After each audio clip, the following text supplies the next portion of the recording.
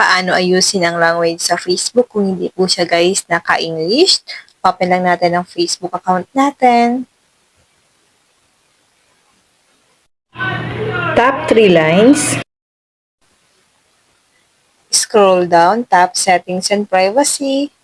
Tap Settings.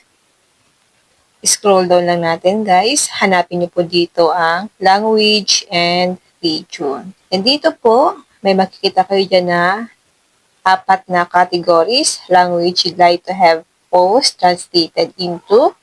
Languages you don't want to be offered translations for. Languages you don't want automatically translated. Share your post in multiple languages. So, dapat guys, naka-turn off po ito. So, dito tayo sa language you'd like to have post translated into. Dapat po naka-English. Tap lang natin ito guys.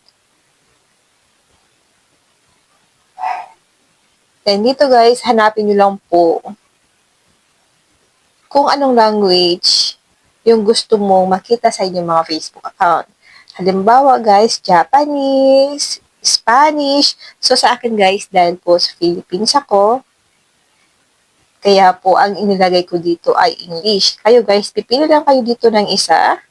Then kapag nakapili na po kayo guys, itap nyo na po ang save para mabago po yung language na nakalagay sa inyong mga Facebook account.